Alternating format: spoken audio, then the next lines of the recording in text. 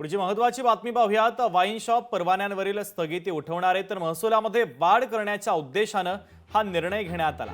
नव्याने 328 वाईन शॉपना आता परवाने दिले जातील। महसूल वाढवण्याच्या धोरणाचा भाग म्हणून उत्पादन शुल्क विभागाने हा महत्त्वाचा निर्णय घेतला। प्रत्येक प्रशासकीय विभागांमध्ये विदेशी मद्य निर्मिती कंपन्यांना परवाना देण्यासाठी उपमुख्यमंत्री तथा उत्पादन शुल्क मंत्री अजित पवार यांच्या अध्यक्षतेखाली एक समिती नेमण्यात आली। विशेष म्हणजे अजितदादांचे निकटवर्तीय या व्यवसायामध्ये असताना समितीचे अध्यक्षपद त्यांच्याकडे सोपवणं कितपत संयुक्तिक याचा सवाल आता उपस्थित केला जातोय। यातून हित संबंधाच्या लाभाचा मुद्दा पुढे आलेला आहे।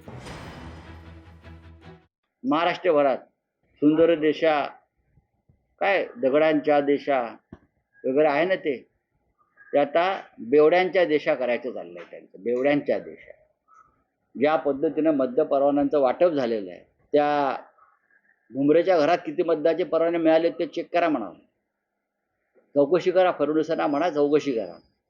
एकेका मंत्र्याच्या आणि सत्ताधारी आमदाराच्या घरात किती मद्य परवाने गेले ती यादी येईल आता, आणि कशा पद्धतीने गेले।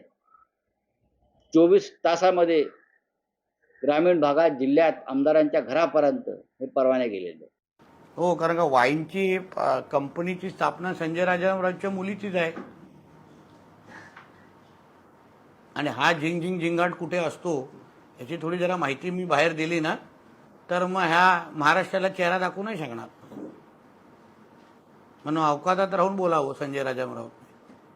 असं आहे ना की पॉलिसी आहे उत्पन्न वाढवण्यासाठी। वेगवेगळ्या ज्या पॉलिसीज ज्या आहेत सर्व संमतीने घेतात। आता तुम्हाला सगळ्यांना माहिती आहे की शासनाचा खर्च वाढतो आहे। अजून वेगवेगळ्या लोकांचे, शेतकऱ्यांचे, यांचे त्यांचे सगळे पैसे द्यायचे आहे। आता शासन हा पैसा जो तुमच्या टॅक्समधूनच गोळा करतो, आणि मागच्या वर्षापासून हा जो खर्च वाढलेला आहे त्याला जर त्याची मिळून ते हातमिळवणी करायची असेल तर कुठून तरी टॅक्स वाढवावे लागेल। तर राज्यात विदेशी मद्याचं उत्पादन करणाऱ्या कंपन्यांना किरकोळ विक्री परवाने देण्याच्या हालचाली सुरू आहेत। हे प्रकरण नेमकं काय आहे यावर नजर टाकूया ग्राफिक्सच्या माध्यमातून। राज्याच्या महसूल वाढीसाठी 328 नवे मद्य विक्रीचे परवाने आता दिले जातील। 328 परवाने हे दुकानांना नाही तर कंपन्यांना दिले जाणार आहे। मद्य बनवणाऱ्या कंपनीला प्रत्येकी 8 परवाने दिले जातील।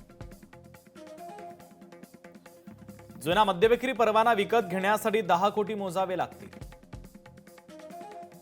नवीन परवाना घेण्यासाठी फक्त 1 कोटी जमा करावे लागणार आहे। मद्य विक्री कंपन्यांनी भरलेली 1 कोटींची रक्कम विना परतावा असेल।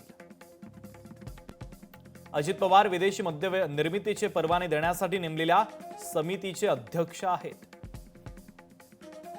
अजित पवारांचे पुत्र जय पवार कॅपोविजय या मद्य निर्मिती कंपनीचे मालक आहे, संचालक आहे।